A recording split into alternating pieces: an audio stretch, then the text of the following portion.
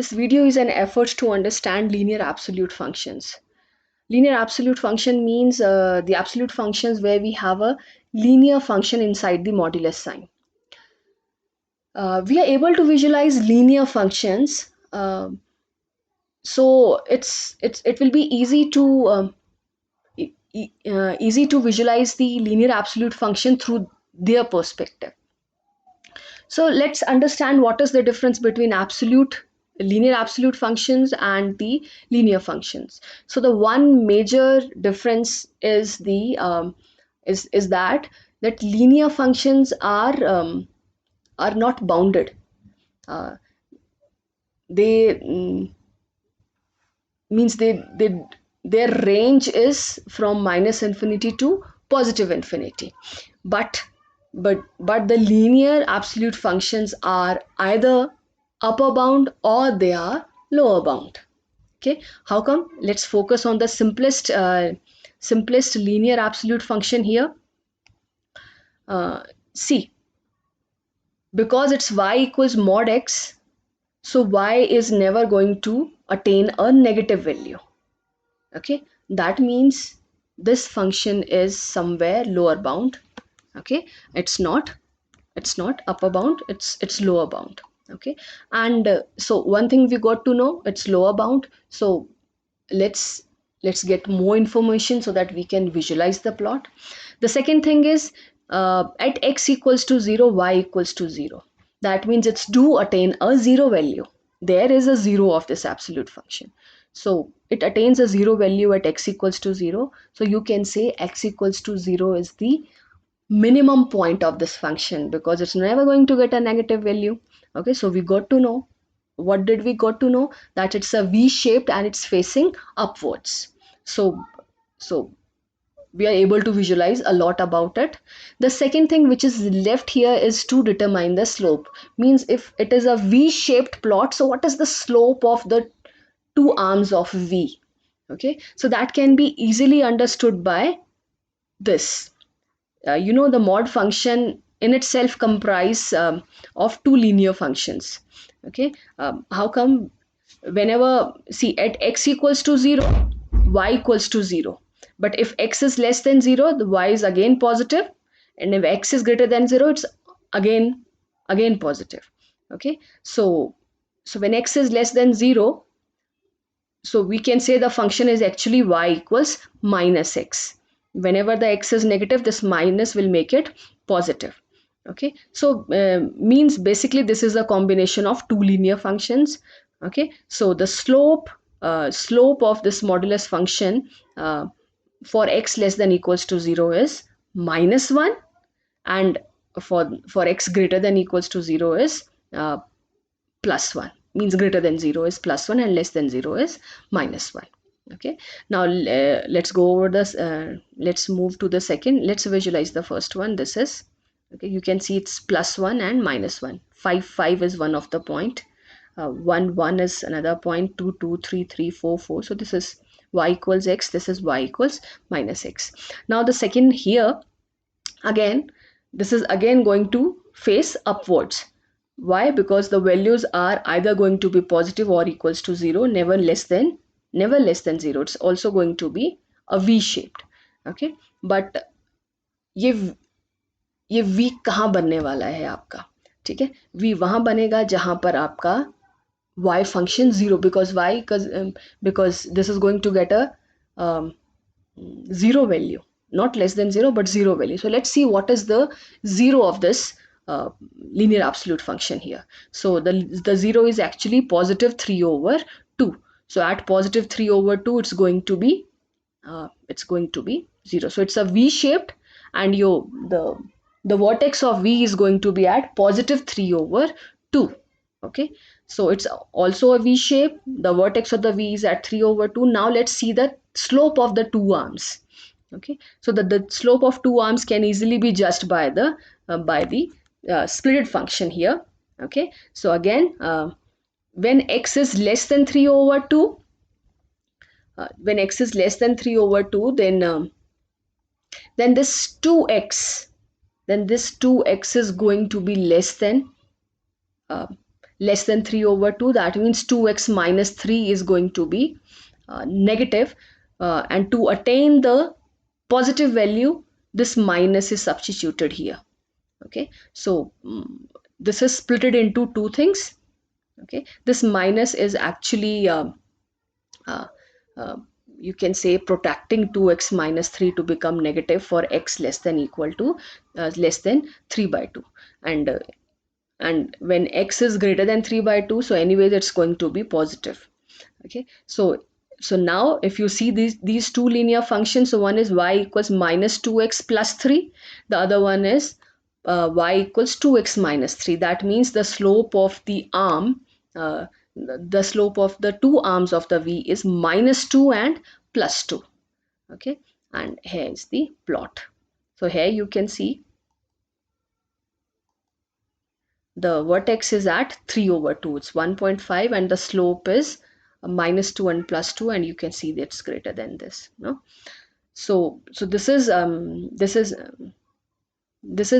basically about the linear absolute function. Now let's learn it about let's learn it in general form. In general form, let's see, this is ax minus b. Okay, here a is your minus 2 over 7. So see what does b decides here? b actually decides uh, b actually decides your placement of 0 only. No, आपका 0 कहाँ होने वाला है? If it would be 2x minus 5, तो आपका slope आपका 0 value change होती ना, ठीक है, then it would be at 5 over 2. No, so this b value decides the 0 of the function, means the vertex of the linear absolute function. And what does a decides the 0 also and the slope also. How come? Let's see, this is the thing here. You can see the moment we are shifting b, with the b our our vertex changes, and if we change a, so obviously the slope will change, both the slopes will change, the positive and negative, both the slopes will change, and it will also change the vertex. How come? Because if your a value is 3 here, okay, then the slope is gonna be 3, and your 0 of this absolute function is going to be 1. So 0 also changes. So 0 changes means the vertex changes, and you can see that. You can see the vertex is also changing and the slope is also changing. Okay, now let's discuss one more important thing here. Does it actually makes a difference if it is minus x here? See, this is y equals minus x. This is y equal. Does it actually changes? No, it doesn't make any difference. Okay, because after all, it's absolute function and it's never going to be 0.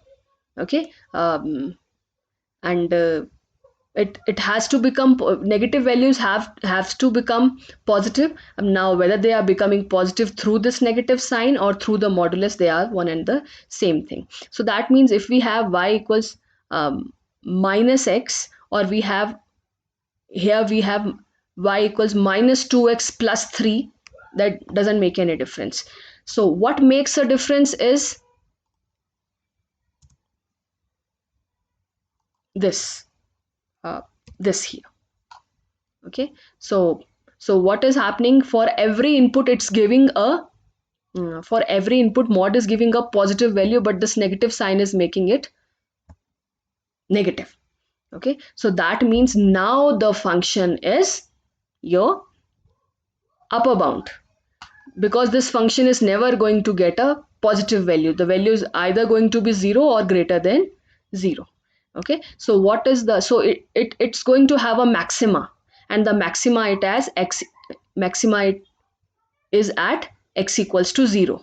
Similarly, the maxima of this function, if I put a negative sign here, the maxima is going to be at 1.5. Okay, means 3 over 2. So that's the thing. Okay, and what happens if we have this? Okay, so it's just basically uh, uh, works as intercept. Okay, so it's this function is always going to give us the negative values. Okay, and this 2 will try to eliminate the negativity to some extent. Okay, but still to some extent, but still it's going to be upper bound. Okay, so here initially when 2 was not here, so the maximum value was 0. Now the maximum value, now its maximum value is 0, and the maximum value of this will be 2. Okay, because its maximum value depends upon the maximum value of this. So its maximum value is 2. Okay, similarly, if we have this, so we can easily understand its minimum value. First thing, it is your, this function is your lower bound. Okay, its minimum value is at x equals to 0, and the minimum value of this whole function depends upon minimum value of this, so it's actually going to be 2. Okay, so now let's understand, the plot of this. First thing, this is x minus 4 modulus sign. So first of all, this is v facing upwards. Okay, and the slope is going to be positive 1 and negative 1, and the vertex of v is at x equals to 4. Here it's going to be facing downwards. Vertex of v is going to be at x equals 4. Okay, and the slope is going to be 1 and minus. The slope and vertex is the same. Okay, just it get inverted. Now here we have minus 2 plus x.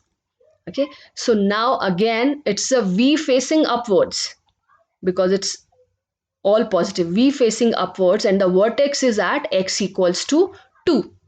Okay, and the slope is plus 1 and minus 1. For this, here we have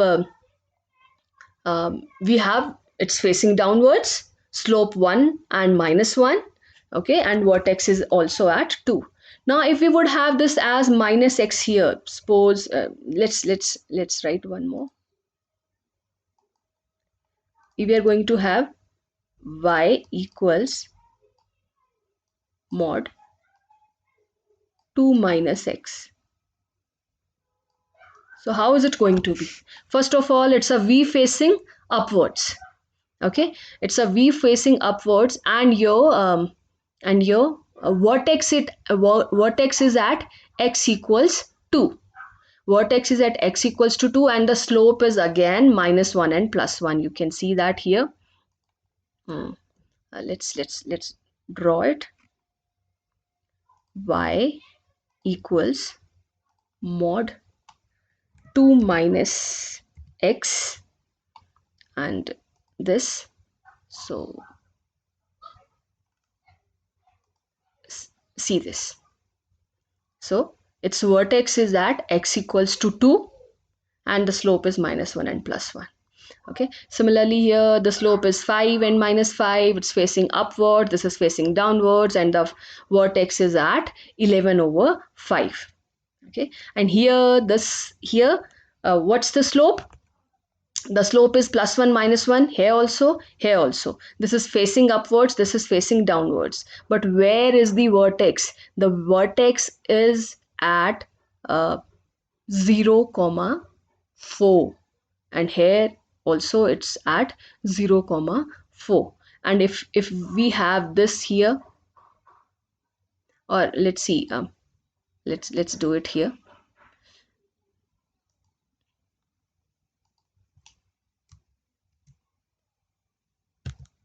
If we have this, okay, so we know it's facing downwards, vertex, so it's, first of all, it's facing downwards. Okay, and the vertex is not at 3 over 2. We will say the vertex is at 3 over 2 comma 3. Here you can see, no, because the vertex is the maximum value of this graph, and the maximum value will be attained where this will attain the maximum value. So this will attain a maximum value at 3 over 2, okay, which is the 0, because for the rest value it's going to be negative. So it's 3 over 2, it's going to attain a maximum value, and this, the maximum value of this function is going to be 3. So this is this. So I suppose through this video you are able to visualize linear absolute function. Now about the some means non-linear absolute function. They can be understood on the similar lines. We'll discuss that in the next video.